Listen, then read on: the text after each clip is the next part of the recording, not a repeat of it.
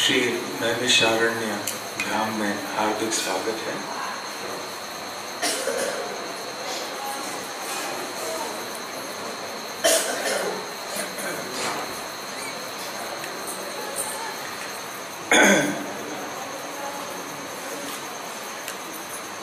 आप सब अलग अलग स्थानों से आए हैं। अधिकतर भक्त तो बेलगाम के ही हैं।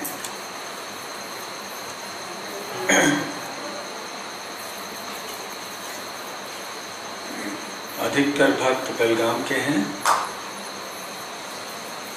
परंतु अन्य स्थानों से भी आप सब आए हैं। भारत में से अनेक स्थानों से और विदेश से भी आप में से कई भक्त आए हैं। खास करके मैं स्वागत करना चाहूँगा नर्तकी माता जी को, जो द्वारका यात्रा में हम सबके साथ आए थे। अपना संग दिया था उन्होंने। अब उसके 10 साल हो गए। उसके बाद अब वो हमारे बीच में आई हैं फिर से। तो आशा करते हैं कि उनके संग का भी लाभ आप अच्छी तरह से लेंगे और उनकी सेवा भी करेंगे, ताकि उनको किसी भी प्रकार की असुविधा न हो। सबसे पहले मैं ये चर्चा करना चाहूँगा कि हम लोग तीर्थ यात्रा या धाम की यात्रा में क्यों जाते हैं। कई बार श्री प्रभुपाद जी कहा करते थे कि नरोत्तम दास ठाकुर ने कहा है कि कलयुग में तीर्थ स्थानों में जाना वर्जित है, तीर्थ स्थानों में नहीं जाना चाहिए। तो श्री प्रभुपाद जी ने स्वयं ऐसे कहा, परंतु श्री प्रभुपाद जी स्वयं भक्तों को कहते थे आपको मायापुर आना चाहिए, वृंदावन आना चाहिए। स्वयं प्रभुपाद जी अनेक तीर्थ स्थानों में जाया करते थे भक्तों को लेकर। तो फिर ऐसे उन्होंने क्यों कहा, क्या कारण है? तो वैसे अक्सर अनेक लोग तीर्थ स्थानों में जाते हैं केवल अपनी आध्यात्मिक उन्नति के लिए नहीं, भगवत भक्ति के पथ में आगे बढ़ने के लिए नहीं, कृष्ण भक्ति के रस का आस्वादन करने के लिए नहीं। वो जाते हैं अधिकतर केवल अपने पापों को खत्म करने के लिए। और जब तीर्थ स्थानों में जाते हैं, थोड़े मंदिरों में दर्शन कर भी लेते होंगे। कई बार वहाँ जो पावन कुंड हैं, नदियाँ हैं, जलाशय हैं, उनमें स्नान करके अपने पापों को धो डाल के फिर से अपने अपने घरों में जाते हैं, पुनः पाप प्रारंभ करते हैं। काफी समय तक पाप करने के बाद जब पाप की पूंजी बढ़ जाती है तो धोने का समय आ जाता है, तो फिर से तीर्थ स्थानों में जाते हैं, स्नान करते हैं, पापों को धो डालते हैं, फिर से पाप करते हैं। तो ये जो एक मनोवृत्ति है, इसकी निंदा या इसका खंडन श्री प्रभुपाद जी किया करते थे। प्रभुपाद जी के कहने का ये तात्पर्य नहीं था कि हमें धाम में नहीं जाना चाहिए, बल्कि जाना चाहिए यथासंभव। श्रीमद् भागवत में ये श्लोक है, यस्यात्म बुद्धि गुणपेति धातुके स्वहि कलत्रादिषु भौम इच्छति यत्तीर्थ बुद्धि सलिलेन कथिचित् जनेषु अभिज्ञेषु स एव गोखरः। इस श्लोक का मतलब है कि ऐसे कई लोग हैं जिनकी चेतना पशुतुल्य है। जैसे गाय या किसी गधे या ऊंट आदि की चेतना कैसे होती है, वैसे गाय को हीन दृष्टि से दिखाने का उद्देश्य नहीं है इस श्लोक में। कहने का तात्पर्य है कि जैसे पशु सोचते हैं वैसे इस प्रकार के लोग सोचते हैं। किस प्रकार के लोग? यस्यात्म बुद्धि गुणपेति त्रिधातु के, 3 धातुओं से कफ वात पित्त से बना हुआ ये जो शरीर है, इसको जब हम आत्मा समझते हैं या अपने आप को इस शरीर से संबंधित समझते हैं, अपने आप को ही शरीर समझते हैं, तो ये एक पशु बुद्धि है। कुड़ुपे त्रिधातु के 3 तरह के प्रकार के धातुओं से बना हुआ शरीर, यही मैं हूं, ऐसा सोचना ये पशु बुद्धि है, नर बुद्धि नहीं है। स्वधि कलत्रादिषु भौम इच्छित ही। फिर साथ साथ ये जो मेरी पत्नी है, मेरे बच्चे हैं, मेरा कुटुंब है, ये सब मेरा है, ये सब मेरे हैं। भौम इच्छित ही, जिस भूमि में मैंने जन्म लिया है वो पूजनीय है। क्यों पूजनीय है? क्योंकि मेरा जन्म हुआ था। तो महत्व किस चीज का है? मुझ पर है, भूमि पर है। क्योंकि मैंने जन्म लिया था तो ये भूमि मेरे लिए पूजनीय है। साथ साथ में यद तीर्थ बुद्धि सलिले न कहिचित जनेश अभिज्ञेश। तीर्थों में जाना, सलिल अर्थात जो जलाशय है वहां, उनमें स्नान करना पाप धोने के लिए, परंतु भक्तों का संग नहीं करना। वहां के स्थानीय जो भक्त हैं उनका संग न करना, कुछ श्रवण नहीं करना, कीर्तन नहीं करना, ज्ञान प्राप्त नहीं करना, तपस्या नहीं करना, केवल अपने पापों को धोने के लिए किसी जलाशय में जाके, नदी कुंड आदि में जाके स्नान करना और चले आना। तो इस तरह की बुद्धि को पशु बुद्धि कहते हैं। तो श्रील प्रभुपाद जी इस तरह की मनोवृत्ति या भावना का खंडन किया करते थे।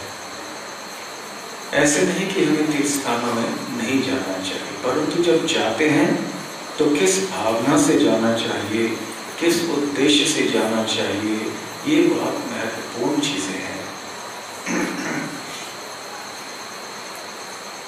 वैसे देखा जाए तो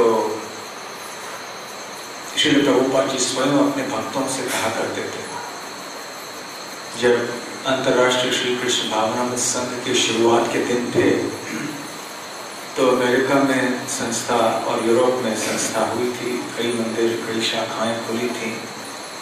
तो अपने शिष्यों से वो कहते कि साल में एक बार आप लोग मायापुर आइए गौर पूर्णिमा के समय, और उसके बाद फिर आप वृंदावन जाना। तो कई वर्षों तक ये प्रथा चलती रही, आज भी है परंतु उतनी मात्रा में नहीं। मायापुर तो लोग अवश्य आते हैं, परंतु मायापुर के बाद जो सभी लोग वृंदावन आते हैं वो संख्या कम हो गई है। तो कई लोग, कई भक्त फिर मायापुर आते थे, वहाँ भक्तों का संग प्राप्त करते थे, मायापुर के अलग अलग लीला स्थलों में जाते थे और फिर वृंदावन में आके वृंदावन में तक परिक्रमाएं करते थे, दर्शन करते थे। एक बार एक भक्त ने श्रील प्रभुपाद जी से कहा कि श्रील प्रभुपाद जी, हमें अमेरिका से भारत जाना हो तो कितने पैसे खर्च होते हैं, और हम सब मंदिर में रहते हैं। देखिए उन दिनों में जब संस्था की शुरुआत हुई थी, बाहर रहने वाले गृहस्थ भक्तों की संख्या बहुत कम थी, नहीं के बराबर थे। सही है ना? अधिकतर सारे भक्त मंदिर में ही रहा करते और गृहस्थ भक्त भी रहा करते थे। कई मंदिरों में तो दशा ऐसी थी कि जो पति था वो पुरुषों के साथ रहता था, पत्नी थी माताओं के आश्रम में रहती थी। इस तरह से परिवार रहा करते थे शुरुआत के सालों में। वो अपना सारा जीवन संस्था की सेवा के लिए, इस आंदोलन के प्रचार सेवा के लिए समर्पित करते थे। तो सभी लोग मंदिर पे निर्भर थे।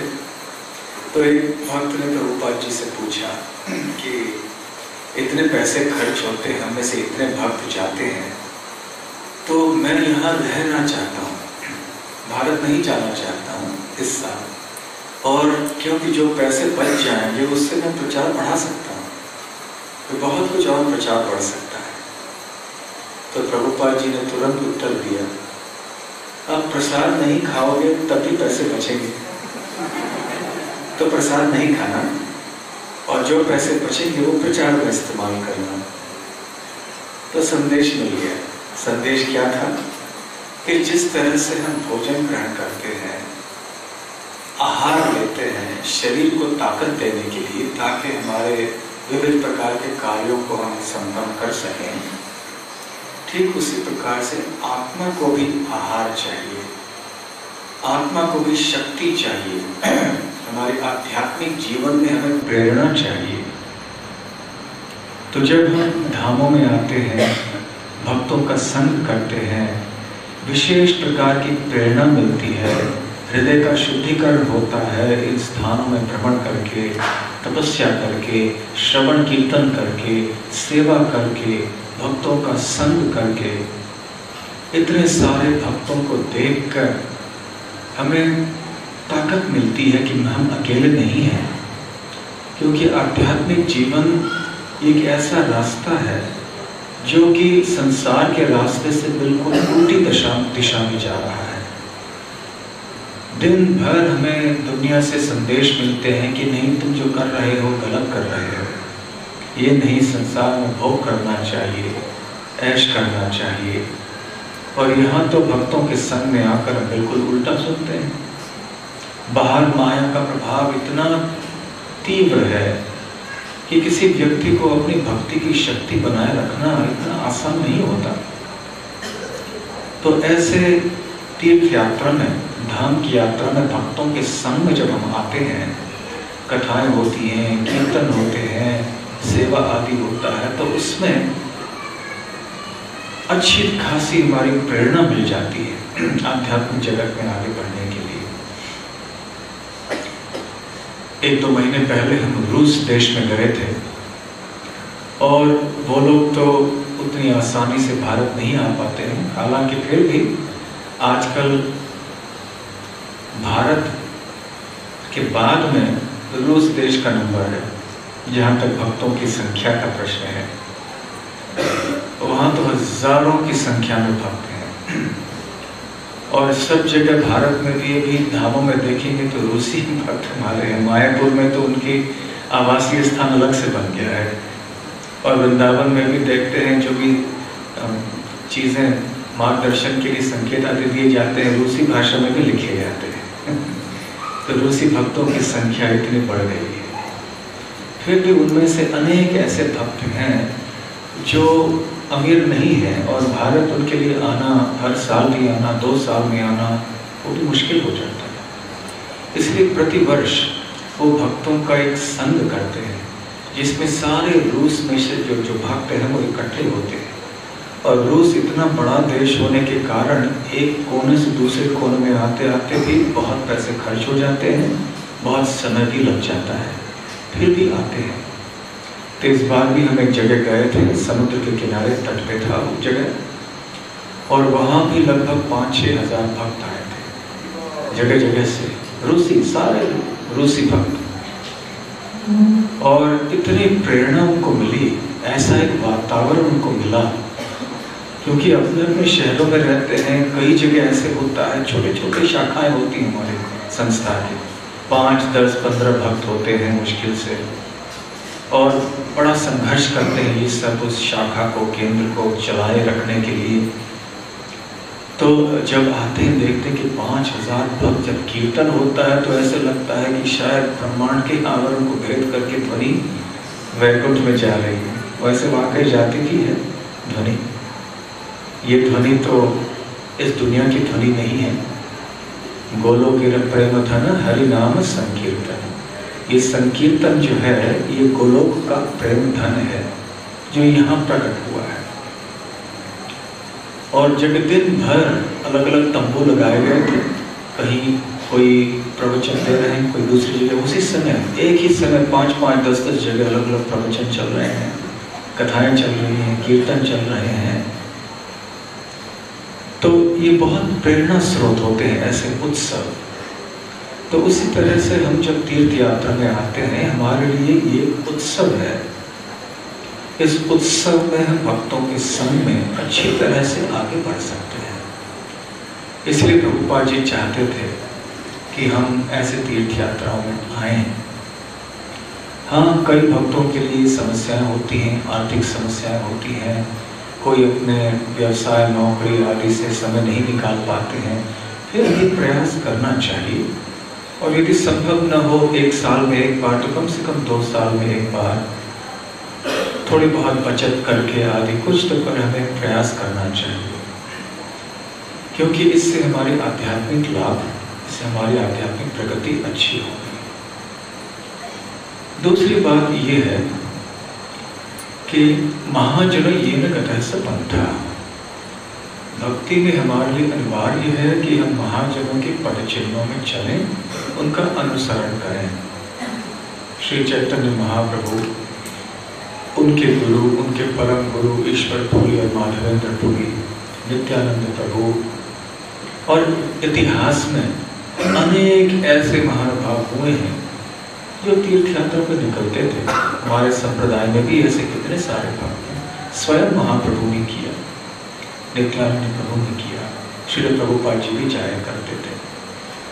तो ऐसे महाजनों के पद चिन्हों में चलना ये हमारा कर्तव्य होता है, जबकि हम भक्त हैं या भक्त बनना चाहते हैं। इसलिए ये बहुत आवश्यक है, महाजनों ने बतलाए हुए पद पर चलना, उनका अनुगमन करना। ऐसा करने से हम भक्ति में अच्छी तरह से प्रगति कर सकते हैं। तीसरी बात यह है, श्री रूप गोस्वामी भक्ति रसामृत सिंधु में कहते हैं कि साधन भक्ति के वैसे 64 अंग हैं। उन 64 अंगों में से एक अंग है स्थाने गति। इसका अर्थ है कि तीर्थ स्थानों में जाना, भगवान के धाम में जाना।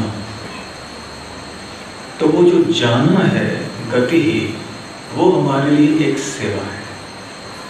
और केवल जाना नहीं, जाने के बाद क्या करना है वहां पे, ये महत्व की बात है। क्योंकि अनेक ऐसे लोग हैं जो तीर्थ स्थानों में जाते तो हैं, परंतु या तो पर्यटक के भाव से जाते हैं, या तो जैसे हमने पहले बताया कि केवल अपने पाप धोने के लिए जाते हैं। परंतु जब कृष्ण भगवान के भक्त जाते हैं धाम में, तीर्थ स्थानों में, तब वो भगवान की सेवा समझ कर जाते हैं, अपनी भक्ति की वृद्धि या विकास करने के लिए जाते हैं, सेवा हेतु जाते हैं, भक्ति भाव से जाते हैं। तो जो कष्ट का अनुभव हमें करना पड़ता है तीर्थ स्थानों में जाने के लिए, और वहां रह के फिर जो श्रवण आदि करना है और फिर तीर्थ स्थानों में अंदर भी भ्रमण करना है, इससे शरीर को, मन को कभी कभी कष्ट होता है। अब भक्त लोग हमें बता रहे थे कि बेलगाम से यहाँ आते आते रेलगाड़ी में इतनी भीड़ थी कि उन्होंने कई भक्त बता रहे थे ऐसी कभी यात्रा हमें जीवन में नहीं की, इतना कष्ट हुआ। सारे रेल के डब्बे इतने भरे हुए थे कि बस उठने बैठने के लिए कोई स्थान नहीं था। अब देखिए, तीर्थ यात्रा में ये यहाँ आने के लिए कितने लोग होंगे सारे रेलगाड़ी में। लगभग 150-200 भक्त हमारे हुए होंगे। आप में से कई भक्त अन्य रास्ते से भी आए हैं। तो ये दूसरे भक्तों, ये जो दूसरे लोग हैं, ये भी तो कष्ट उठा रहे हैं ना, परंतु कृष्ण के लिए नहीं उठा रहे। आपने जो कष्ट उठाया वो कृष्ण के लिए उठाया। इसलिए इस तपस्या में और उनकी तपस्या में जमीन आसमान का अंतर है। तपस्या सभी लोग कर रहे हैं। जो देहधारी है उसे तपस्या करनी ही पड़ती है। जाने अनजाने में किसी न किसी वजह से उसको तपस्या करना ही पड़ेगा। वो अपनी जीविका के लिए तपस्या करेगा, भोग के लिए तपस्या करेगा, या तो फिर जो बुद्धिमान व्यक्ति हैं वो भगवान की प्राप्ति के लिए तपस्या करते हैं। तो तीर्थ यात्रा में आते समय कई बार ऐसे होता है, भगवान जानबूझ के भक्तों के लिए जो यात्रा का समय है वो बड़ा कष्ट का बना देते हैं। तो भगवान तैयारी अच्छा खासा कर देते हैं, अच्छी बुनियाद बना देते हैं भक्तों के लिए कि भाई देखो अभी तैयारी हो रही है, तुम्हें कोई भी चीज मुफ्त नहीं मिलती। हाँ, पैसे खर्च करना ये ठीक है, इस दृष्टि से भी कहा जा सकता है कि मुफ्त नहीं होता, परंतु इससे अधिक महत्वपूर्ण बात यह है कि हमें मानसिक खर्च देना पड़ता है, क्योंकि मन को और शरीर को कष्ट होता है। अब उस यात्रा में, उस रेलगाड़ी में आते समय आपको कष्ट, शरीर और मन को आपको कष्ट हुआ होगा। और यहाँ आकर भी यहाँ बिजली नहीं और गर्मी है, और फिर आते आते जो सड़कें हैं वो अच्छी नहीं हैं, और हम तो एक जुलूस में अटक गए, जय माता दी बोल रहे थे। तो 2 घंटे हम वहाँ उसमें थे। तो ये है, धाम में आने के लिए कुछ तो कीमत चुकानी पड़ती है ना। हम तो बड़े आसानी से आएंगे तो इसमें धाम का पूरा स्वाद नहीं मिलेगा, पूरा लाभ नहीं मिलेगा। जब हमें आते जाते कष्ट होता है तो हमें याद रखना चाहिए कि हमारे जो पूर्वज थे वो धाम की यात्राओं में कैसे जाया करते थे। उनके पास न तो रेलगाड़ियाँ थी, न हवाई जहाज थे, न कोई गाड़ियाँ भी थी, वो तो पैदल जाया करते थे। अब सोचिए, बेलगाम से किसी को यहाँ आना हो पैदल, कितना समय लगता। यदि वो दक्षिण भारत से, समझ लीजिए रामेश्वरम से जा रहे हैं बद्रीनाथ, कितने साल लग जाते जाते। और उस समय में कोई पैसे, क्रेडिट कार्ड वगैरह सब तो नहीं था, बस चलते और अतिथि सेवा के ऊपर भरोसा रख के, क्योंकि लोग अतिथि सेवा करेंगे, इधर उधर भिक्षा मांगते थे और अपने शरीर का भरण पोषण कर लेते थे। फिर 30 स्थानों में भ्रमण करके, एक पैसे के बिना, साथ में कोई भी धन नहीं, बल्कि धन ले जाना धोखे का काम होता था। सड़कों में कभी कभी डाकू आदि मिल जाते थे, इसलिए ऐसे नियम हुआ करता था कि धाम में जब जा रहे हो तो धन पीछे रख के जाना। सनातन गोस्वामी ने अपने सहायक को टोका। एक बार उन्होंने कहा, चल जो भी धन तो नहीं ले गए ना कुछ साथ में? नहीं, 8 सिक्के ले गए थे वो। तो उनको पता चला कि डाकू हमारे पीछे पड़ेंगे। फिर उन्होंने कह दिया अपने सहायक से, जो है सारे के सारे सिक्के जो हैं वो फेंक दो। अब सहायक ने तो व्यक्ति को दे दिया जिनके ऊपर संशय था कि ये शायद प्रहार करेगा हमारे ऊपर, परंतु सहायक ने एक सिक्का रख दिया।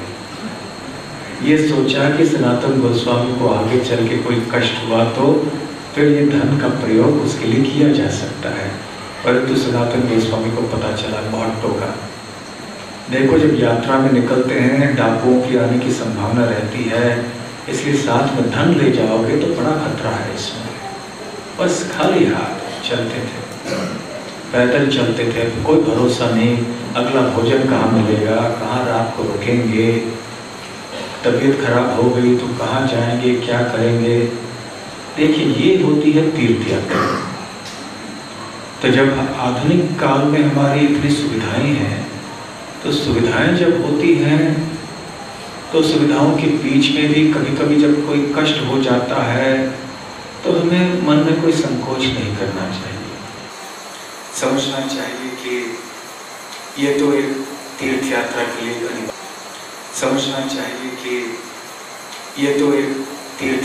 लिए अनिवार्य चीज है।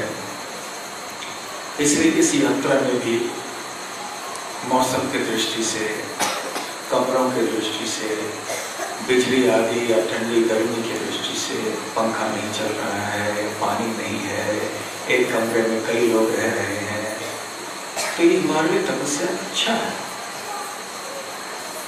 इसलिए इसको जरा हम सहन कर लेंगे बिना शिकायत के।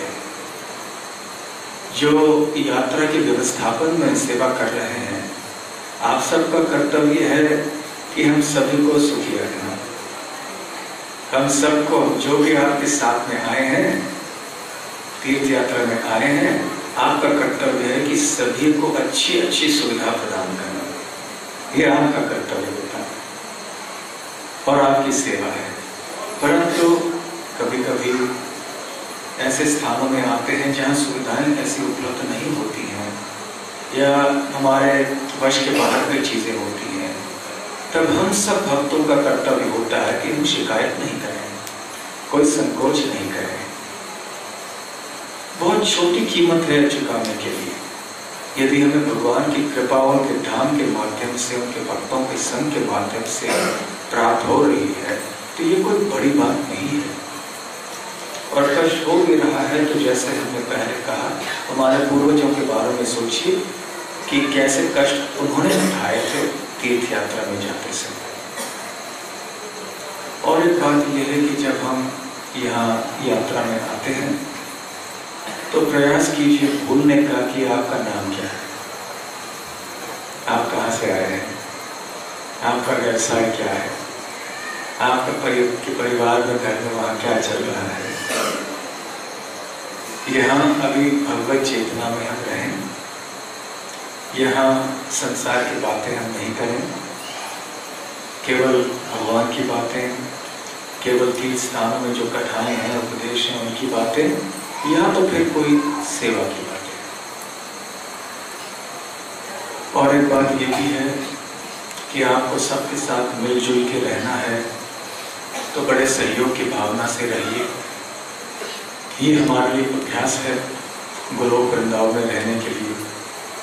यहाँ हम भक्तों के साथ बड़े सहयोग की भावना से, प्रेम से नहीं रहेंगे, सेवा भाव से नहीं रहेंगे तो वहाँ प्रवेश हमारे लिए वर्जित होगा। क्योंकि वहाँ पर गोलोक वृंदावन में जाके सबके साथ बड़े प्रेम से ही रहेंगे। केवल उन्हीं लोगों को अनुमति है वहाँ पे जो बिल्कुल सेवा भाव में लगे रहते हैं। इसलिए जब सेवा का अवसर आता है तो अन्यों की ओर न देखकर हमें आगे बढ़ना चाहिए। चाहे प्रसाद वितरण की सेवा हो या चाहे और भी कोई छोटी मोटी सेवा हो, हम भी आगे आए। तो ये सेवा भाव वास्तव में हमारे लिए बहुत आवश्यक है। क्यों है? क्योंकि सेवा भाव रहने से, विशेष रूप से वैष्णवों की सेवा करने से, भगवान की कथाओं का श्रवण करने की ये रुचि है वो उत्पन्न होती है। ये एक बहुत आवश्यक बात है। भगवान की कथाओं को श्रवण करना ही तीर्थ यात्रा का प्रमुख उद्देश्य होता है भक्तों के संग में। तो वो रुचि आएगी कैसे? जब सेवा भाव हमारा विकसित हम करेंगे इस तीर्थ यात्रा के समय, तब निश्चित ही कथाओं के प्रति हमारी रुचि और बढ़ेगी। इसलिए आपसे निवेदन ये है कि जब भी कथाएं होंगे आप आइएगा और बैठिएगा। केवल जिनकी सेवा निर्धारित है वही न अपनी अपनी सेवा में लगे रहें, चाहे प्रसाद बनाने की सेवा हो या और कोई हो। अन्य जितने भी भक्त हैं आप कृपया प्रयास कीजिए कि आप यहाँ रहेंगे। एक संयम, डिसिप्लिन आदि सब बनाए रखिए। जब भी यात्रा के जो सेवक हैं हमें कुछ बताते हैं कि अपने अपने बसों में इस समय आ जाइएगा या यहाँ से वहाँ ऐसे आइएगा, तो हमें उनका पालन करें, ये आपसे निवेदन है। साथ साथ में स्वच्छता का पालन भी हमें करना चाहिए। कहीं भी गंदगी नहीं फैलानी चाहिए। वैसे तो कहीं भी नहीं फैलानी चाहिए, और खास करके धाम में जब आते हैं तो धाम को गंदा नहीं छोड़ के जाना चाहिए। आपको याद होगा कि जब भी हम ऐसे यात्रा में आते हैं, हमारी एक सेवा तो हमेशा रहती है हम सबकी। वो कौन सी सेवा है? धाम की सेवा करना। कैसे करना? धाम की सफाई करना। श्री जीव गोस्वामी बात बताते हैं कि धाम को साफ करना ये भी धाम सेवा का एक बहुत महत्वपूर्ण अंग है। ये तीर्थ स्थान हमारे लिए कितने महत्वपूर्ण हैं। हम यहाँ आते हैं हमारे आध्यात्मिक जीवन में प्रगति करने के लिए। इतना कुछ पाते हैं इन स्थानों से आध्यात्मिक दृष्टि से, और हम क्या छोड़ के जाते हैं? हमारी गंदगी छोड़ के जाते हैं। लोग आते हैं, हल्ला गुल्ला करके फिर चले जाते हैं। तो धामों में जो एक शांति है, जो आध्यात्मिक वातावरण है, जो एक स्वच्छता है या होनी चाहिए, हमें इन सब चीज़ों को बनाए रखना चाहिए। इसलिए ऊंचे स्वरों में बात करना, एक दूसरे से चिल्ला के दूर दूर से बात करना, या अनुचित ढंग से बात करना, अनुचित बातें करना, ये भी हमारे लिए ठीक नहीं है। साथ साथ में हमारा व्यवहार ऐसे होना चाहिए कि जब भी कोई लोग देखेंगे कि अरे देखो हरे कृष्ण वाले आए हैं, कितने संयमित ढंग से ये लोग अपनी सेवा करते हैं, दर्शन करते हैं। और जब जाते हैं तो सबको इकट्ठा जाना है।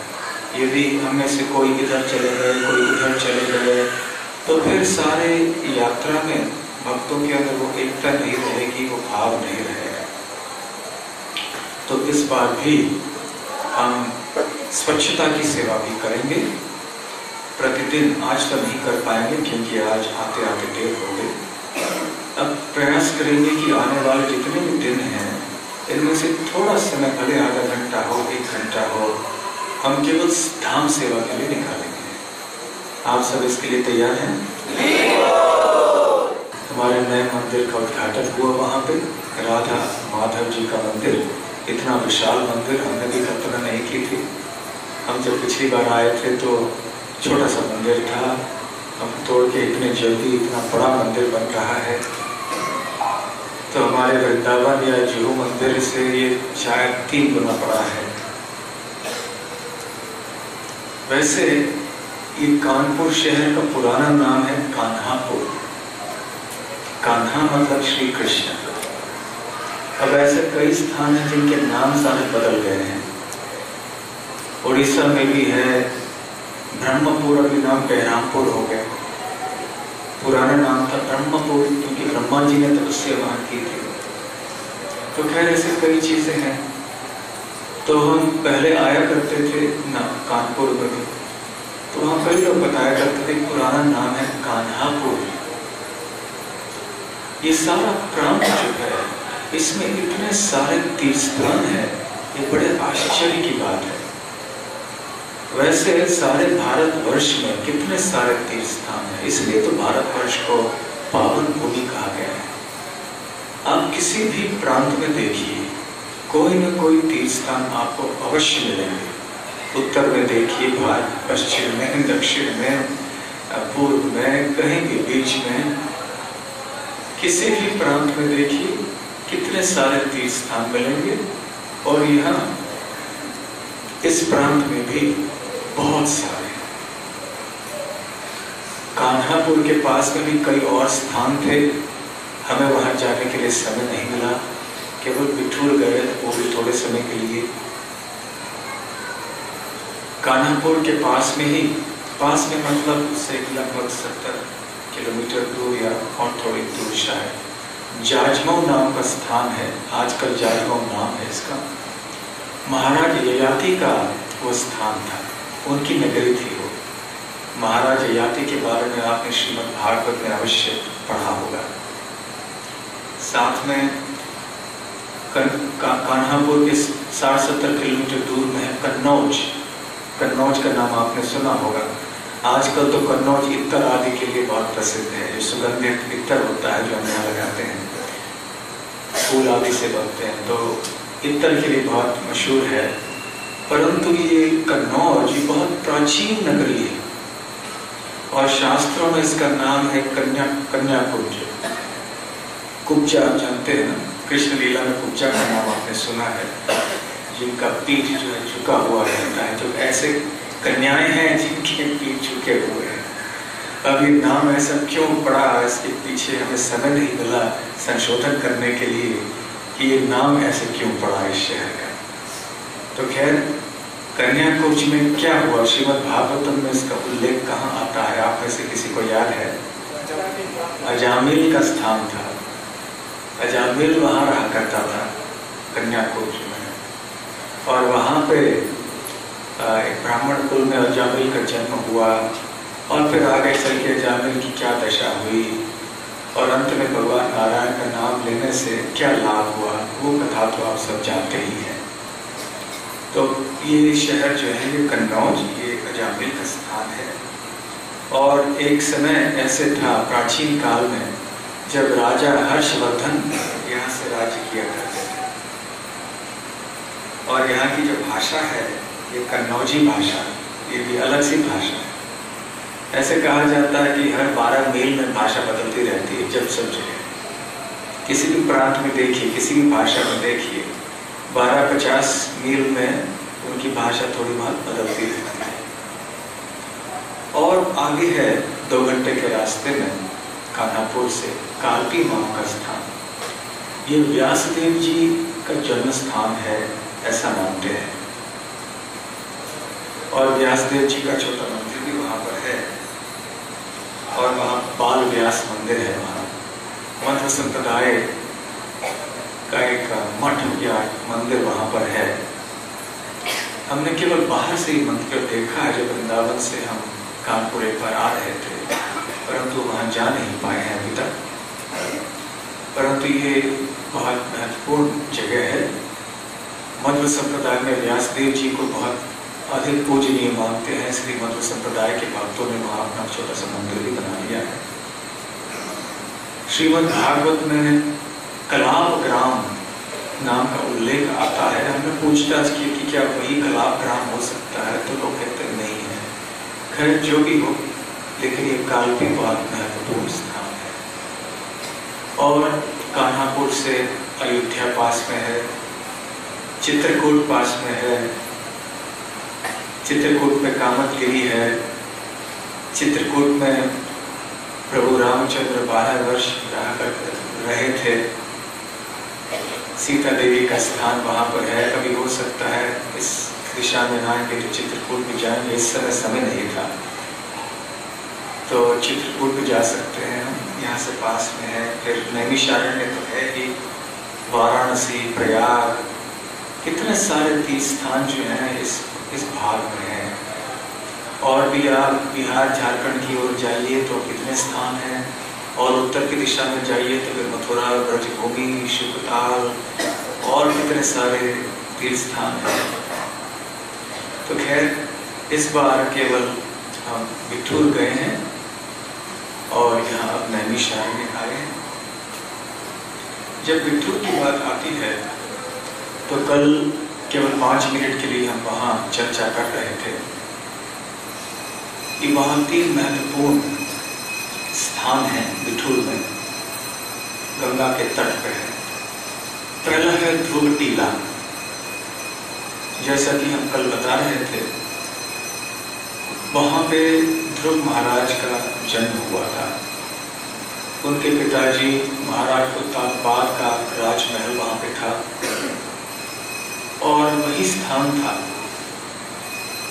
जिस स्थान में ध्रुव महाराज अपने पिता के गोद में जब बैठने का प्रयास कर रहे थे तो गोद में उस समय उनके भाई, जो उनके सौतेली माँ का जो पुत्र है उत्तम, वो बैठा हुआ था।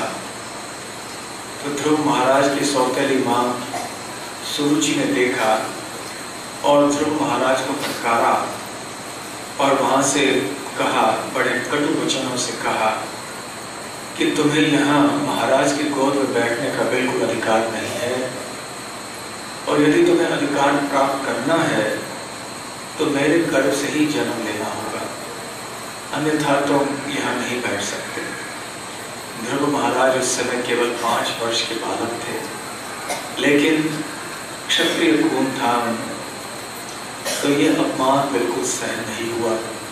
अपनी माँ, जिनका नाम था सुनीति देवी, उनके पास गए।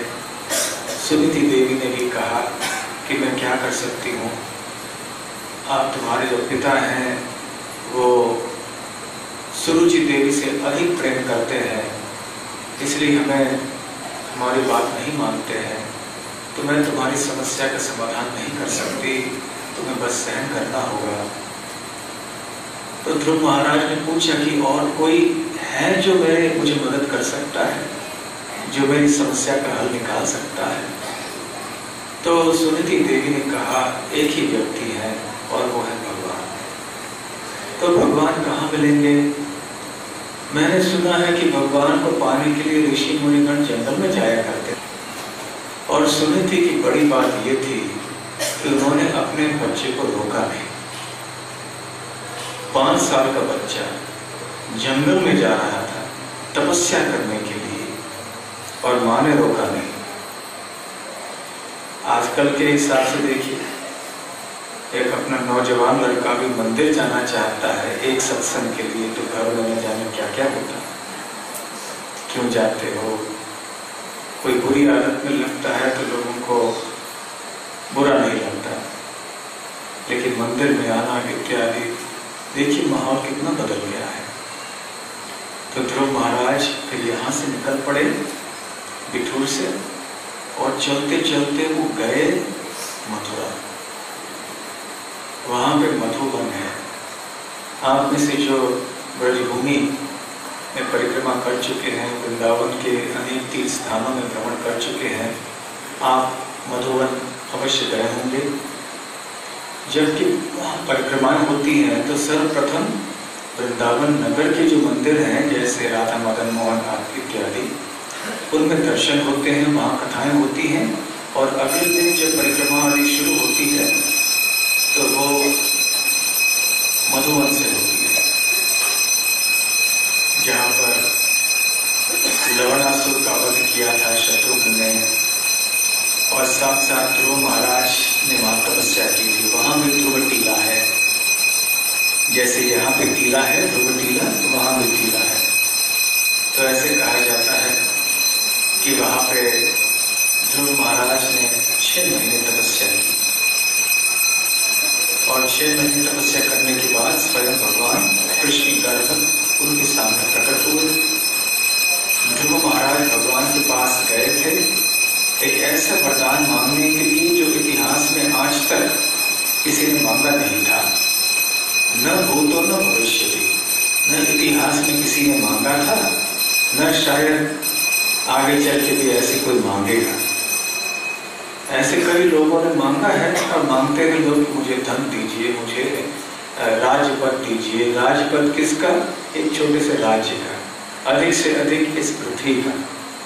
परंतु ध्रुव महाराज को राजपद चाहिए था, एक ऐसे राज्य का जो कि उनके परदादा ब्रह्मा जी के राज्य से भी श्रेष्ठ हो।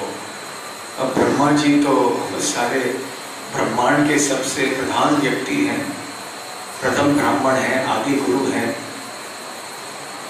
भगवान के प्रतिनिधि हैं, भगवान के प्रथम दीक्षित शिष्य हैं।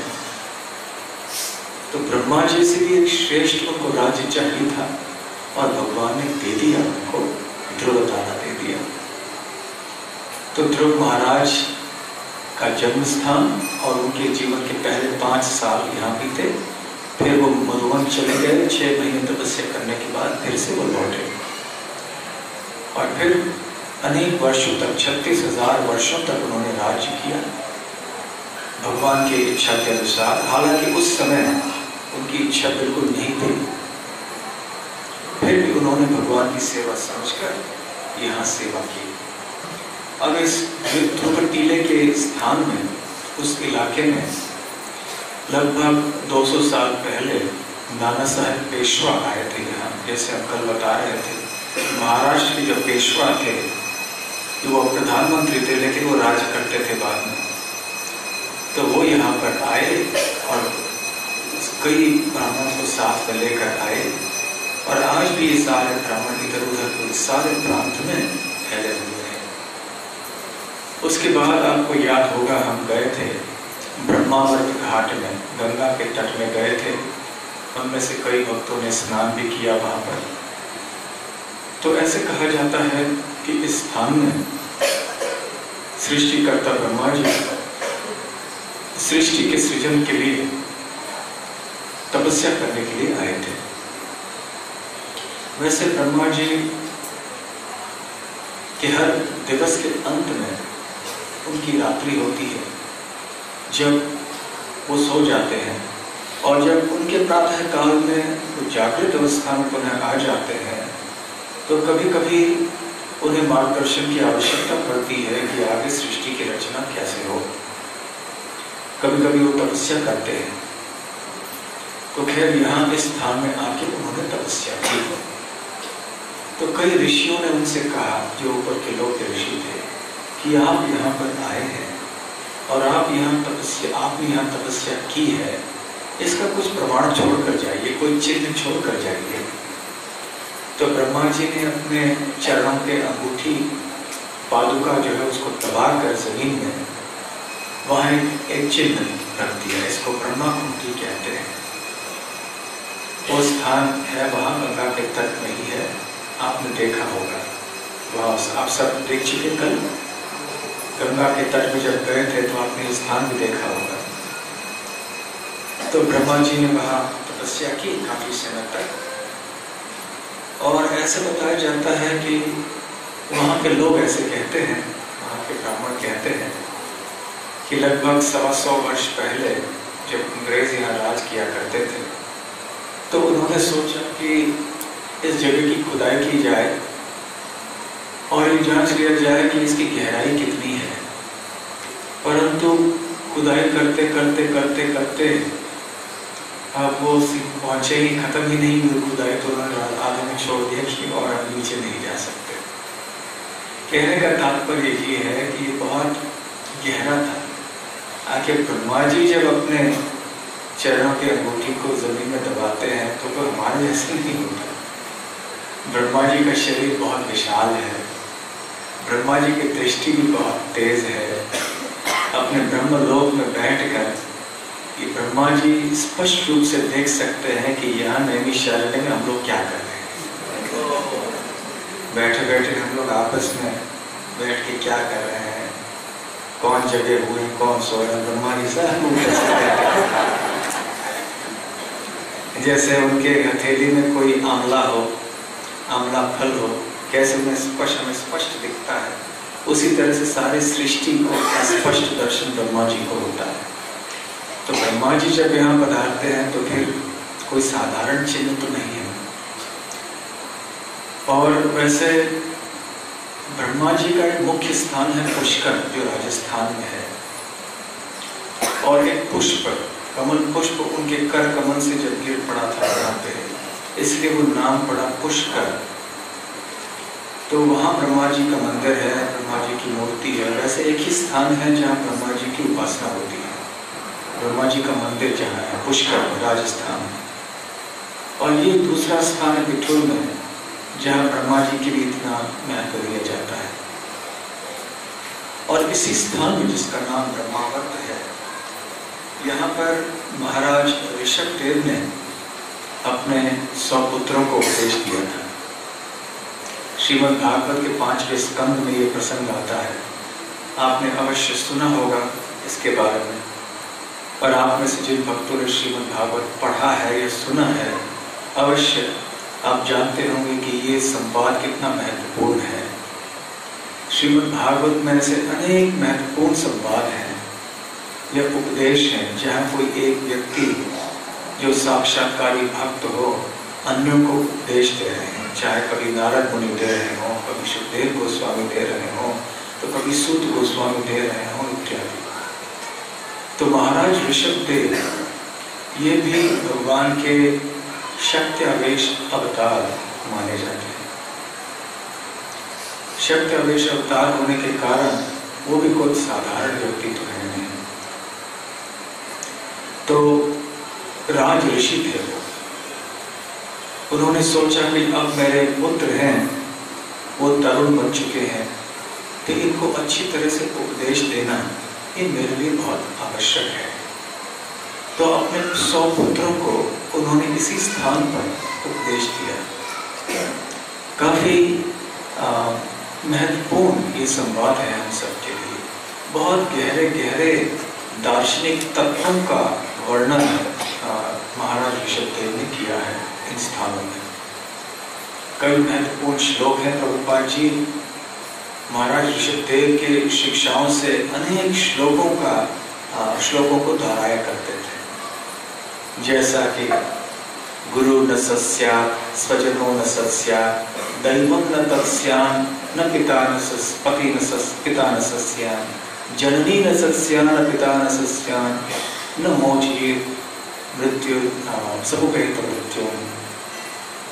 तो महाराज ऋषभ देव बताते हैं कि जब तक हम हमारे ऊपर जो निर्भर है उन व्यक्तियों को जन्म मृत्यु के चक्र से छुटकारा देने के लिए सक्षम नहीं हो जाते हैं, तब तक हमें गुरु नहीं बनना चाहिए, किसी का स्वजन नहीं बनना चाहिए, हमें देवता नहीं बनना चाहिए, पति नहीं बनना चाहिए, पिता नहीं बनना चाहिए, माता नहीं बनना चाहिए। तो ये सारी महत्वपूर्ण जिम्मेदारियां हैं। हम किसी की माता बनते हैं, पिता बनते हैं, ये कितनी बड़ी जिम्मेदारी है। तो गृहस्थ आश्रम में थोड़ी बहुत छूट दी गई है, परंतु ये भी आध्यात्मिक दृष्टि से बहुत ही महत्वपूर्ण आश्रम है। तपस्या का आश्रम है गृहस्थ आश्रम भी, संस्कारों का आश्रम है। इसी आश्रम में तो सारे अन्य आश्रमों भी पले पाले पोसे गए हैं। तो जो संस्कार मिलते हैं, जो सन्यासी भी होते हैं, वानप्रस्थी भी होते हैं, उनका जन्म भी तो गृहस्थ आश्रम में ही हुआ था। उनको भी संस्कार वहीं से मिले थे। इसलिए महाराज ऋषभदेव ने ऐसे अच्छे अच्छे उपदेश अपने पुत्रों को दिए। उन 100 पुत्रों में से सबसे जो बड़े पुत्र थे उनका नाम था महाराज भरत, जिनके पीछे इस देश का नाम और बल्कि सारे पृथ्वी का नाम पड़ा भारतवर्ष। वैसे प्राचीन भारतीय इतिहास में 3 प्रसिद्ध भरत रहे हैं। एक है अयोध्यावासी श्री रामचंद्र के छोटे भाई भरत, दूसरे हैं कौन?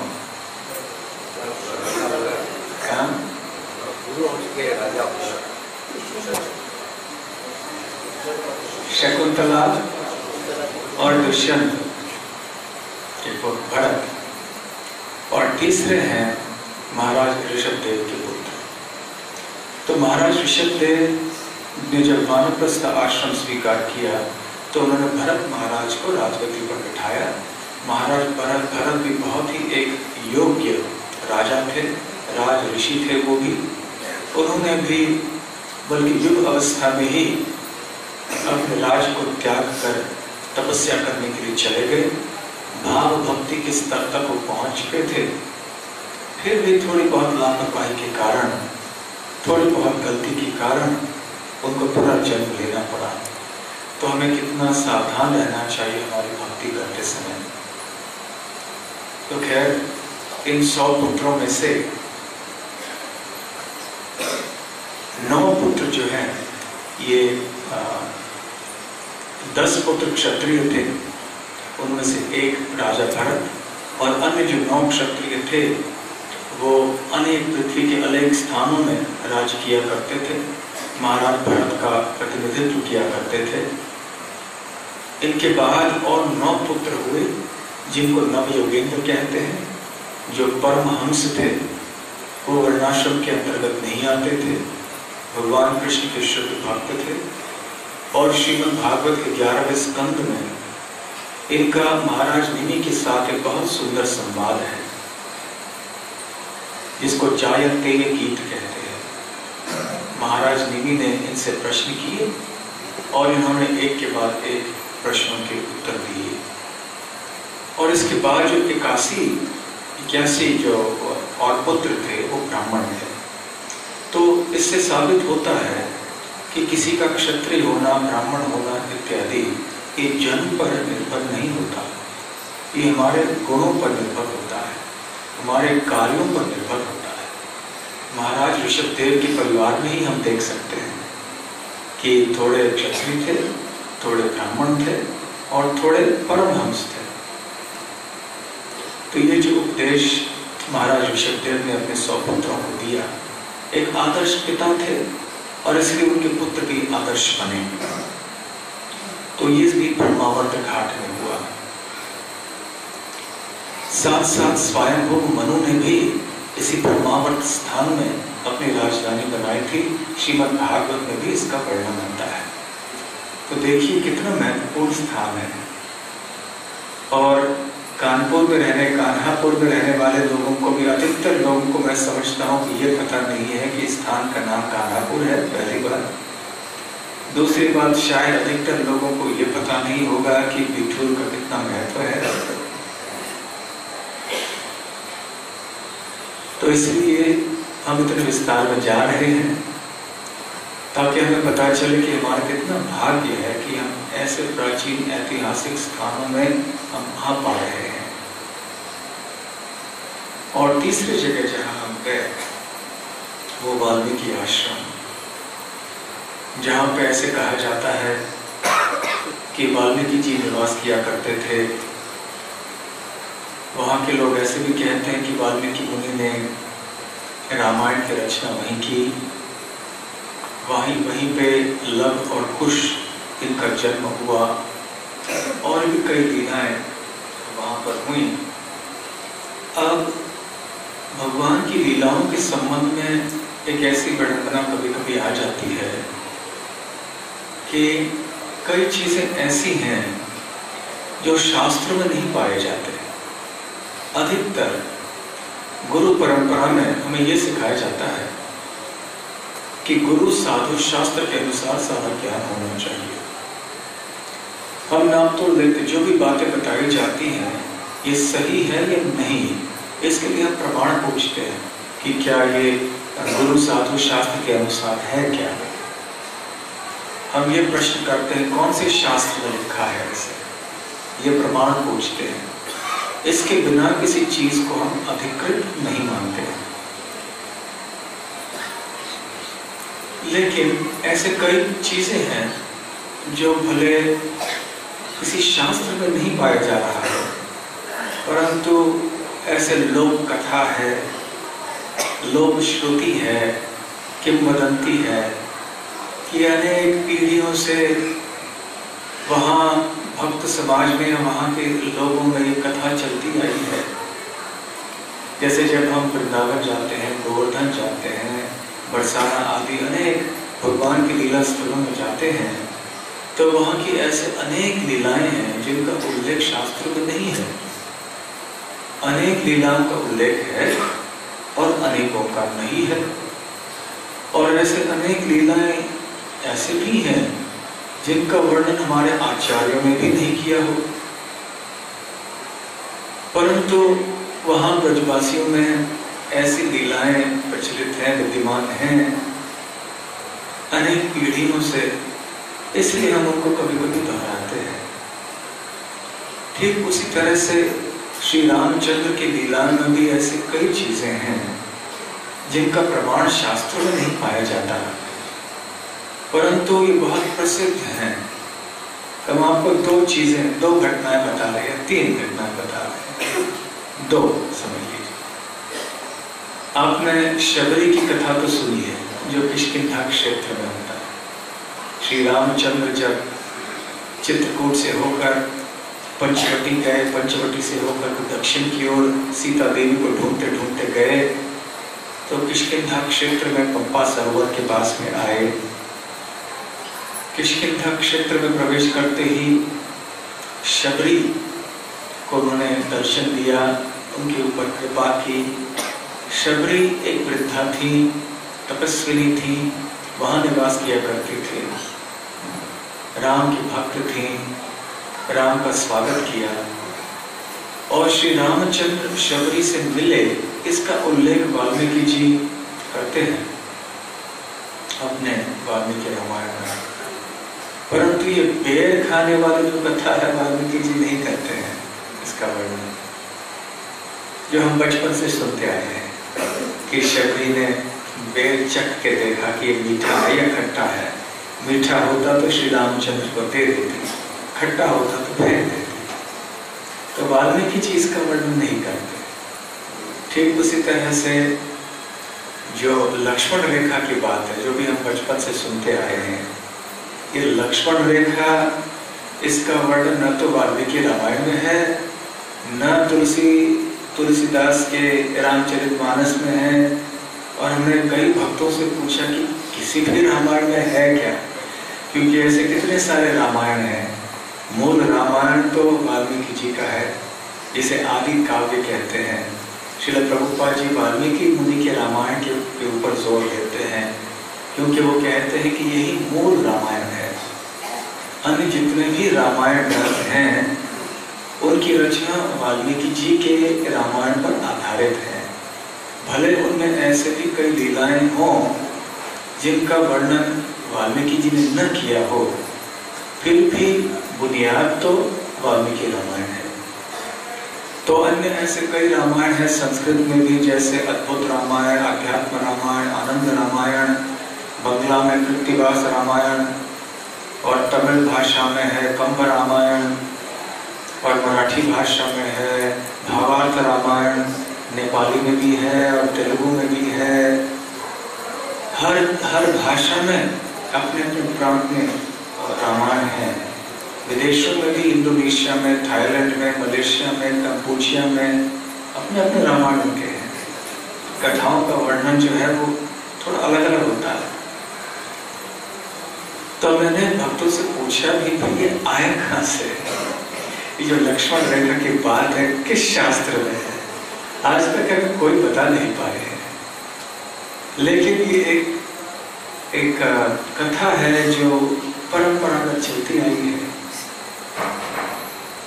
अब होगा कहीं, निश्चित होगा, कहीं ना कहीं तो होगा, परंतु कभी कभी ऐसे होता है कि लोग श्रुति अनेक पीढ़ियों से चलती आई है कथा, वो चल रही है।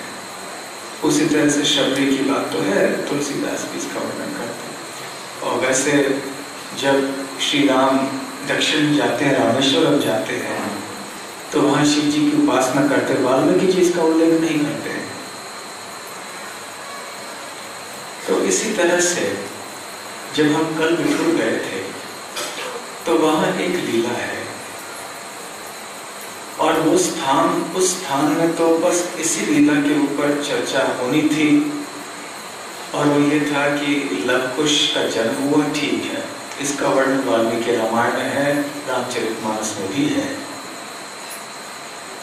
और वाल्मीकि जी ने लव और कुश को रामायण सिखाया, पढ़ाया, और दोनों बच्चों ने कंठस्थ किया। बड़े मधुर स्वर में वो गाने लगे, वीणा के वादन के साथ साथ जगह जगह भ्रमण करके रामायण की कथा का गान किया करते थे।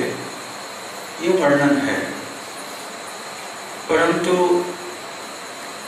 एक जो कथा हम भी बचपन से सुनते आए हैं, आपने भी सुनी होगी, कि जब श्री रामचंद्र अश्वमेध यज्ञ कर रहे थे, अश्वमेध यज्ञ का वर्णन है, परंतु उन्होंने घोड़ा छोड़ा, और छोड़ने के बाद घोड़ा यहाँ वहाँ भ्रमण करते रहा।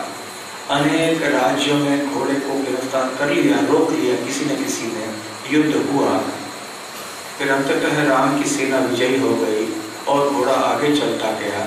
और जब वाल्मीकि मुनि के आश्रम में वो घोड़ा आया तो लव ने पकड़ लिया घोड़े को। ये कौन है, तो ये राम कौन है हमें पता नहीं, तो उन्होंने पकड़ लिया। उसके बाद शत्रुघ्न उनके पीछे पीछे आए, घोड़े के पीछे पीछे, अरे बालक तुमने क्यों रोका ऐसे? तो लव ने बात एक नहीं मानी। हम संक्षेप में इस समय बता रहे हैं, हो सकते तो विस्तार में हम अयोध्या में बताएंगे। तो युद्ध हुआ, शत्रुघ्न को बेहोश करा दिया लव ने। फिर एक के बाद एक उनके अन्य भाई आए, फिर भरत आए, फिर लक्ष्मण आए, अंततः हनुमान भी आए, राम भी आए, और हनुमान को भी लव और कुश दोनों ने बांध दिया। वो आपने मूर्ति देखी होगी कल। और फिर रामचंद्र वो भी हरा नहीं पाए लव और कुश को। बाद में चल के वाल्मीकि मुनि आए। वैसे वाल्मीकि मुनि उस समय वरुण देव के धाम में चले गए थे किसी काम से, वरुण देव बुलाया था तो वहां गए थे। तो सीता देवी अकेली थी दोनों लड़कों के साथ में। तो उनके आभूषण लेकर जब लव कुश सीता देवी को दिखाने के लिए, देखो हमने युद्ध किया है, कोई यहाँ घोड़ा छोड़ के आए थे, ये आभूषण। तो सीता देवी तुरंत पहचान गई आभूषण को देखकर, अरे किनको गिरफ्तार कर लिया तुमने, किनके साथ युद्ध किया? और उस समय फिर आ गए वहां पर वाल्मीकि मुनि। फिर वाल्मीकि मुनि ने पहचान करा के दी।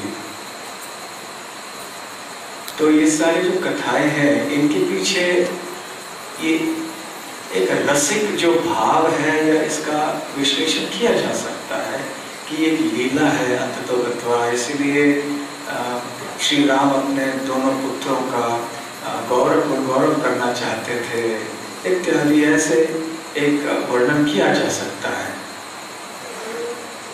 हालांकि हम सब बचपन से सुनते आए हैं, आपने भी सुना होगा ना इस कथा को, परंतु ये न तो वाल्मीकि रामायण में है, न तुलसीदास के रामचरितमानस में है। और हमने काफी पूछा है अनेकों से कि किस रामायण से है ये। हो सकता है कहीं हो, लेकिन हमें पता नहीं, ना है जिनको पूछा है उन्हें भी पता नहीं है कि किस ग्रंथ में है ये वो ग्रंथ अधिकृत है या नहीं।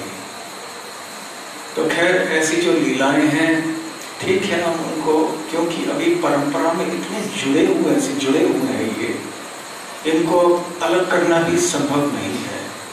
तो ऐसे एक से एक भावार्थ देकर हम उसी भावना से इसको स्वीकार कर सकते हैं।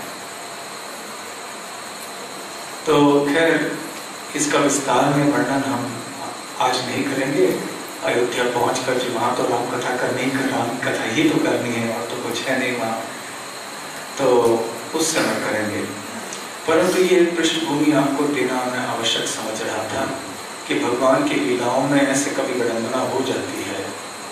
कृष्ण लीला में भी होती है, रामलीला में भी होती है, और हमारे गौड़ी वैष्णव संप्रदाय में क्योंकि प्रधान उपासना तो हमारी ब्रजभूमि की सेवा है, ब्रजवासियों के पद चिन्हों में कृष्ण की सेवा करना है, इसलिए हमारे आचार्यों ने रामलीला के ऊपर इतने विस्तार में व्याख्या या टीका नहीं की है। किया है लेकिन इतना विस्तार में नहीं, इसलिए उनकी टीकाएं भी हमारे लिए उपलब्ध नहीं है ये समझने के लिए कि क्या कौन सी लीलाएं अधिकृत है या नहीं। एक बार भक्त ने किसी से पूछा था, प्रभुपाद जी से पूछा था कि यहाँ ये देवता है ऐसे कहते हैं कि ये प्रमाणिक है क्या श्रील प्रभुपाद? तो श्रील प्रभुपाद जी ने उत्तर दिया था, यदि पुराणों में उल्लेख है तो हम स्वीकार कर सकते हैं, परंतु ऐसी कई चीजें हैं अभी ये तो पुराणों में तो है या नहीं, किस पुराण में है ये पता नहीं, हो सकता है। तो जब तक ये साबित होगा कि ये पुराणों में है या किसी अधिकृत ग्रंथ में है, ये मानना मुश्किल है। और क्योंकि परंपरागत ये लोक कथा में लोक श्रुति से इतना जुड़ा हुआ है, उसको नहीं मानना भी मुश्किल है। तो खैर इसको ऐसे हम समझ लें और इस भाव से भगवान की लीला समझ के इसकी चर्चा हम अयोध्या में जाके करेंगे। तो ये रही विठल की बातें। लेकिन और एक जो सवाल आता है कि रामायण में वर्णन है कि वाल्मीकि मुनि का आश्रम तमसा नदी के तट पर था।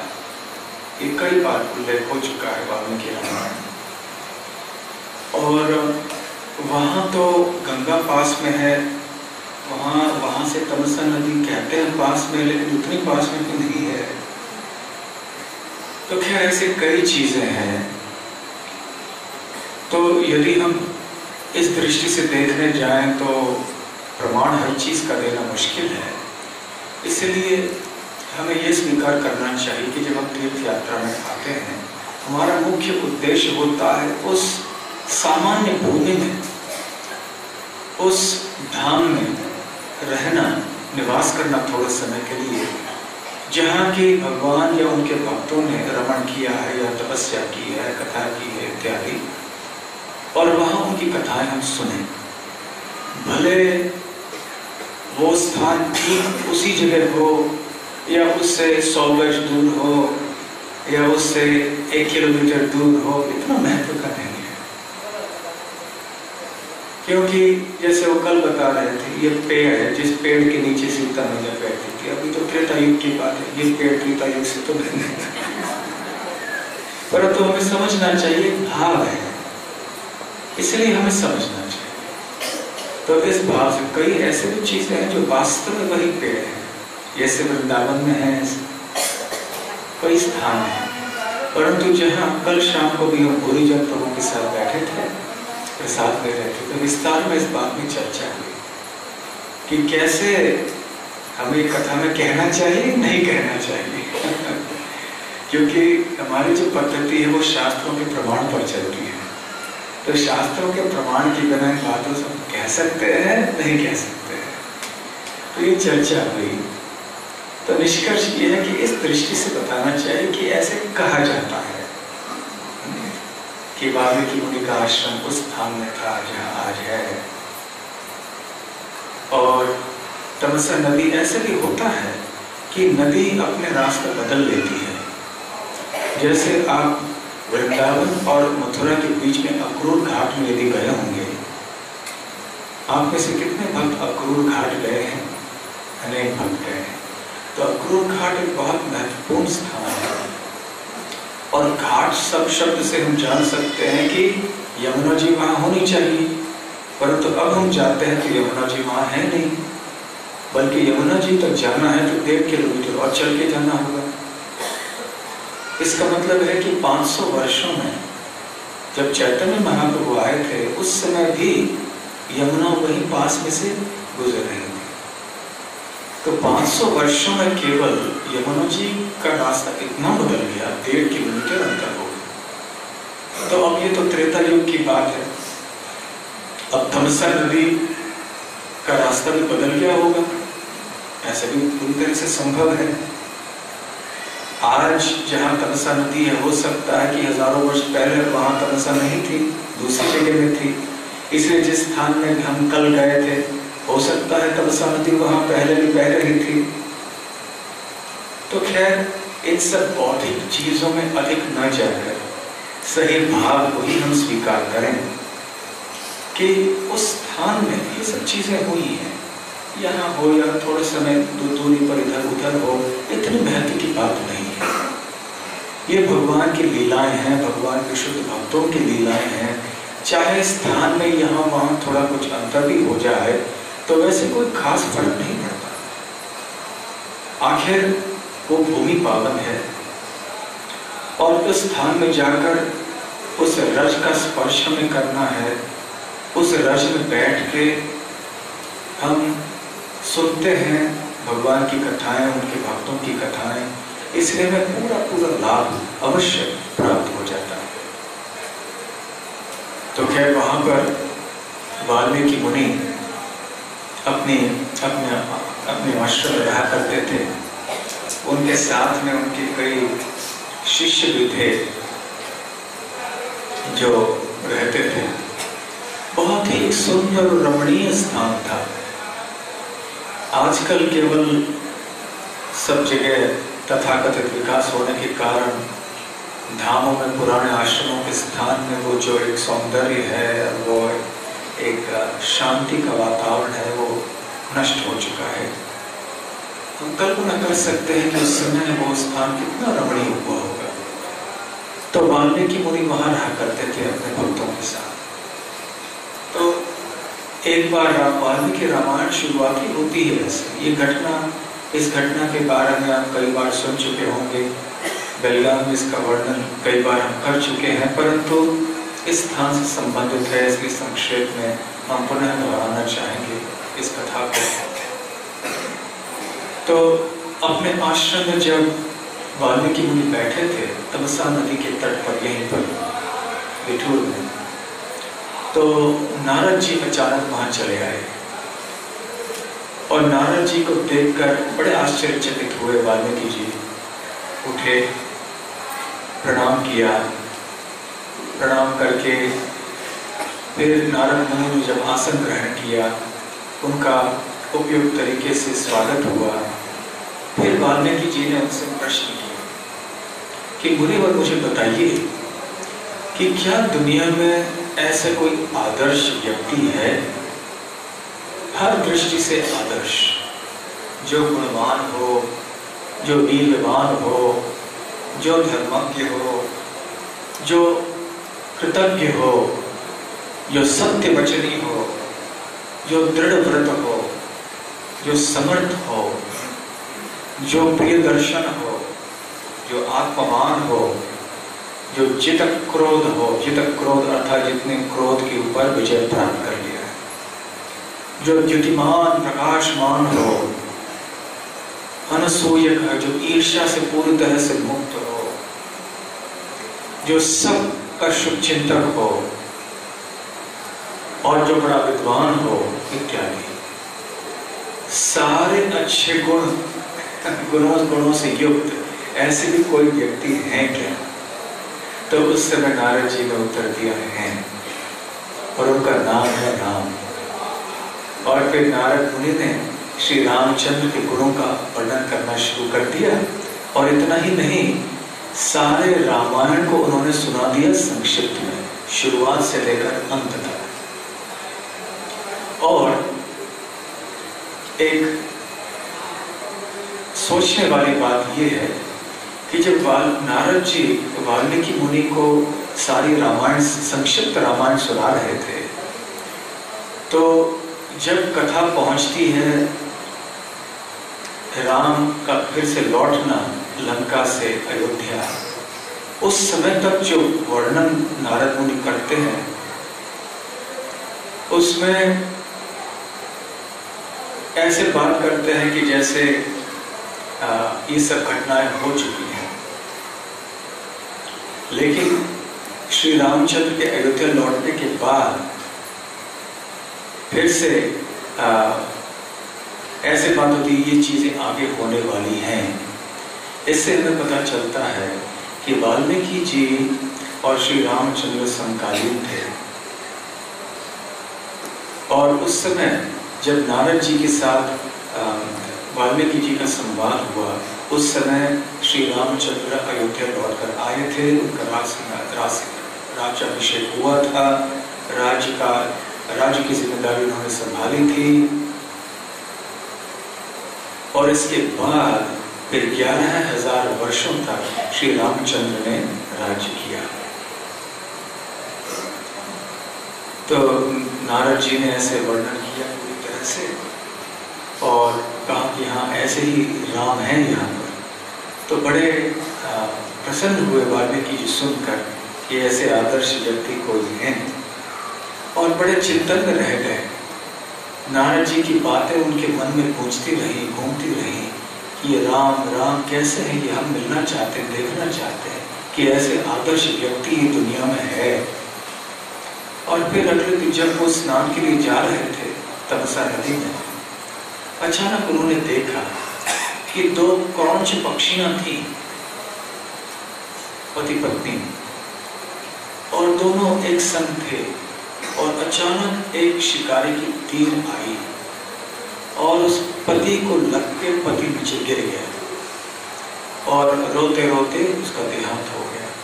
और अपने पति का ये हाल देखकर वो जो स्त्री थी, पक्षी, पंछी, क्रौंच, वो भी नीचे गिर पड़ी। एक शिकारी था। तो वाल्मीकि मुनि जो है ये तो संत हैं, बड़े दयालु थे। तो तुरंत उनके मन में बहुत दुख उत्पन्न हुआ और क्रोध भी उत्पन्न हुआ कि अरे ये क्या कर दिया इस क्रूर व्यक्ति ने, निष्पाप मासूम ऐसे 2 पंछियों का हत्या कर दी, जबकि वो एक साथ में थे, संग कर रहे थे, उस समय ऐसे कर दिया। तो अनायास उनके मुख से एक श्लोक निकला और वाल्मीकि जी ने कहा, मां निषाद प्रतिष्ठां त्वं अगमः शाश्वती समाः यत् क्रौंच मिथुनैरेकं अवधि कामोहितम्।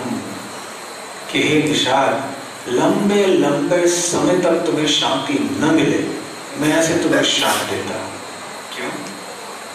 यत् क्रौंच मिथुनैरेकं अवधि कामोहितम्, क्योंकि ये 2 क्रौंच पक्षी काम से मोहित होकर एक दूसरे का संग कर रहे थे और ठीक उस समय तुमने बड़ी क्रूरता से तीर चलाई और मार डाला उनको, इसलिए मैं ये श्राप देता हूं तुम्हें।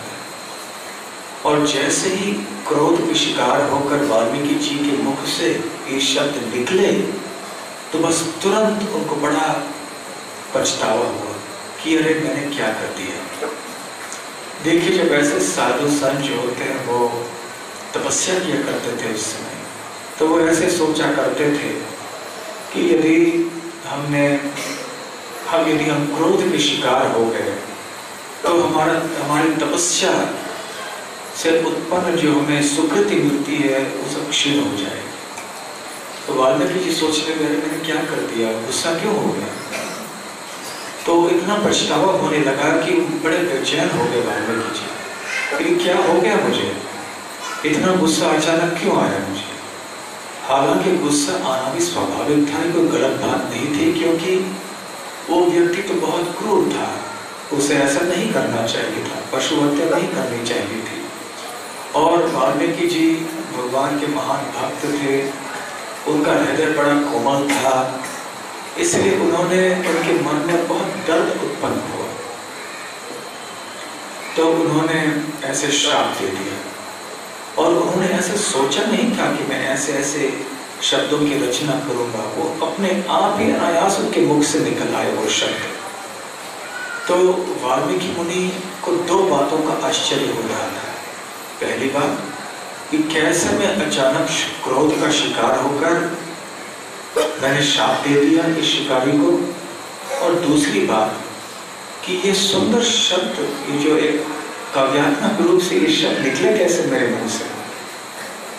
फिर अपने शिष्य भारद्वाज से कहने लगे, देखो मेरे शोक से उत्पन्न हुआ ये श्लोक, और ये पहली बार जो है अनुष्टुप छंद का श्लोक, जो भगवत गीता में जो अधिकतर श्लोक हैं जिस छंद में है वो अनुष्टुप छंद है। जैसे देहिनोस्मिन् यथा देहे कौमारं यौवनं जरा, ये 8 इसमें अक्षर होते हैं हर पद में, तो ये अनुष्टुप छंद। तो ये अनुष्टुप छंद की शुरुआत हुई वाल्मीकि जी से। तो अचानक वो सोच लगे श्लोक है, इसका मतलब इसके पहले ये शब्द नहीं था, श्लोक। कहने लगे मेरे शोक से उत्पन्न हुआ ये श्लोक। और उनको शोक क्यों हुआ? क्योंकि उनके हृदय में करुणा थी। तो सही श्लोक उत्पन्न होते हैं करुणा से। तो जितने भी सारे श्लोक हैं शास्त्रों में, वो भगवान की करुणा से उत्पन्न हुए हैं और व्यासदेव जी की करुणा से उत्पन्न हुए हैं। इस भौतिक जगत के बद्ध जीवों का उद्धार करने के लिए ये शास्त्रों को भगवान, इन शास्त्रों की रचना भगवान ने की है। तो ये बहुत सुंदर बात है, शोक से श्लोक। तो वाल्मीकि मुनि बस आश्चर्यचकित होकर बैठे रहे, सोच रहे थे कि हुआ क्या। अचानक ब्रह्मा जी सृष्टिकर्ता नारद जी के गुरु वहां पर पधारे, और वाल्मीकि मुनि के शिष्य थे, वो भी बड़े आश्चर्यचकित हो गए, हमारे गुरु महाराज से मिलने ब्रह्मा जी आए हैं, आश्रम में आए हैं, अपने हंस वाहन पर सवार होकर आए हैं। तो उनका जैसे उचित है वैसे स्वागत किया। और ब्रह्मा जी तो समझ गए थे कि वाल्मीकि मुनि की दशा क्या है, तो ब्रह्मा जी को पूछने की आवश्यकता नहीं पड़ी कि वाल्मीकि मुनि हुआ क्या। उन्होंने तुरंत बताया कि वाल्मीकि जी आप चिंता नहीं करना, ये नहीं सोचना कि मेरे मुख से ये शब्द निकले कैसे, वो तुम्हारे शब्द नहीं थे, वो मेरे शब्द थे। मैंने तुम्हारे मुख से इन शब्दों को कहलवाया है, क्योंकि मैं तुम्हारे द्वारा श्री रामचंद्र की कथाओं का वर्णन करवाना चाहता हूँ। रामायण तुम्हारी वाणी होनी चाहिए। तो मैं तुम्हें ये वरदान आज देता हूँ कि जिस श्लोक की रचना तुमने आज की, उसी श्लोक में, उसी छंद में, उसी भाव में अभी सारे श्री राम की लीलाओं का वर्णन आप करते जाना, जो लीलाएं हो चुकी हैं, जो हो रही हैं और जो भविष्य में होंगी। और मैं तुम्हें ये वरदान देता हूं कि तुम्हें पता चलेगा कि भगवान की कौन सी लीलाएं हुई हैं, हो रही हैं और होने वाली हैं, और बिल्कुल कोई त्रुटि तुम्हारे दर्शन में नहीं होगी। जो भी तुम कहोगे वो सत्य होगा, बिल्कुल झूठ नहीं होगा, कोई दोष नहीं होगा तुम्हारी रचना में। और मैं तुम्हें ये वरदान देता हूं, यावत् स्थास्यन्ति गिरयः सरितश्च महितले तावत् रामायण कथा लोकेषु प्रचलिष्यति। कि जब तक इस पृथ्वी में पहाड़ रहेंगे, जब तक समुद्र रहेंगे तब तक तुम्हारी जो रामायण की कथा है वो प्रचलित रहेगी यहाँ। ये मैं वरदान देता हूँ। बहुत सुंदर वरदान था। और फिर ये भी कहा कि जो भी आपको पता हो या न पता हो वो हृदय से स्फुरित हो जाएगा, आपको पता चल जाएगा। आप जो भी वर्णन करोगे इस रामायण में वो झूठ या दोष नहीं ठहराएगा। और आप भी जब तब तक रहोगे जब तक, और आपकी कथा तब तक रहेगी जब तक ये पर्वत आदि सब यहाँ पर रहेंगे। तो ऐसे एक अद्भुत वरदान देकर ब्रह्मा जी आशीर्वाद देकर वाल्मीकि मुनि को अपने हंस वाहन के ऊपर सवार होकर फिर से ब्रह्मलोक चले गए। और उधर ब्रह्मा जी बड़े आश्चर्यचकित हो गए। और फिर अगले दिन जब अपने तमसा नदी में स्नान आदि करके बैठे तो अपने ध्यान में संपूर्ण श्री राम की लीलाओं का दर्शन कर सके। जिस तरह से हम टेलीविजन के सामने बैठते हैं, नहीं बैठना चाहिए, तो यदि हम बैठते हैं तो हमें कैसे साफ साफ दिखाई पड़ता है कि सामने क्या हो रहा है। ठीक उसी प्रकार से वाल्मीकि जी के अपने दिव्य चक्षु में अंतःकरण के आंखों से उनको श्री रामचंद्र की लीलाएं इतनी स्पष्टता से दिख रही थी जैसे हमें सामने टीवी के सामने बैठे हुए चित्र दिखता है, बल्कि उससे भी स्पष्ट। क्योंकि कभी कभी हमारी आंखें कमजोर होती हैं या टीवी में कोई गड़बड़ी होती है तो हम ठीक से नहीं देख सकते। परंतु जो दर्शन वाल्मीकि जी ने किया उस दर्शन में बिल्कुल कोई कमी नहीं थी, कोई दोष नहीं था। बिल्कुल बढ़िया दर्शन उन्होंने किया। और आने वाले 11,000 वर्षों में भी जो होने वाला है उसको भी वो देख सकते थे। देखिए, भगवान के लिए देश और काल इनकी सीमा नहीं होती है, हमारे लिए सीमा होती है, भूत, वर्तमान और भविष्य। परंतु भगवान के लिए तो कोई मायने नहीं रखता। आखिर काल शक्ति तो भगवान की ही शक्ति है। इस तरह से वाल्मीकि जी ने उसी स्थान में जहां हम कल गए थे बैठकर रामायण की रचना की थी। और आगे चल के वहां सीता देवी कैसे कैसे आई, वहां पर लव कुश का जन्म हुआ और फिर क्या हुआ, इसका वर्णन हम अयोध्या में करेंगे। तो ये रही बिट्ठू की बातें। और यहाँ आज हम नैमिषारण्य में आए हुए हैं, तो नैमिषारण्य की कथाएं कल और परसों हम करेंगे। 2 दिन यहाँ रहेंगे, 5 और 6 तारीख। आपको तो पता ही है कि नैमिषारण्य ये स्थान है जहाँ पर सूत गोस्वामी ने श्रीमद् भागवत की कथा यहाँ पर एकत्र जो 60,000 से भी अधिक साधुगण थे, संत थे, उनको यहाँ की थी कथा। सूत गोस्वामी ने कथा शुकदेव गोस्वामी से की थी, जबकि शुकदेव महाराज जी ने परीक्षित महाराज के प्रश्नों का उत्तर दिया था। फिर सूत गोस्वामी वहाँ से यहाँ पर आए थे और यहाँ पर उन्होंने इन ऋषि मुनियों को श्रीमद् भागवत सुनाई थी। तो नैमिषारण्य का महत्व ये है, और भी कई महत्वपूर्ण बातें हैं जिनकी चर्चा हम कल और परसों करेंगे। यहाँ देखने के लिए इतने सारे स्थान नहीं है, इसलिए केवल निर्धारित 2, 4, 5 जगह हैं, पास पास में हैं। 1-2 स्थान थोड़ी दूरी पर है, जैसे दधीची कुंड है इत्यादि, उनमें हम जाएंगे और हो सके तो उन्हीं स्थानों में कथा करेंगे, नहीं हो सके तो यहाँ वापस लौट के कथा करेंगे। तो आशा करते हैं कि आज रात आप अच्छी तरह से विश्राम कर लें, आप सब थके हुए होंगे, और कल सुबह हम मिलेंगे और आगे सूचनाएं आपको मिलेंगी कि कल का प्रोग्राम कैसे होगा। बहुत बहुत धन्यवाद। हरे कृष्ण। श्रील प्रभुपाद की जय। श्री नैमिषारण्य धाम की जय। गौर प्रेमानंदे।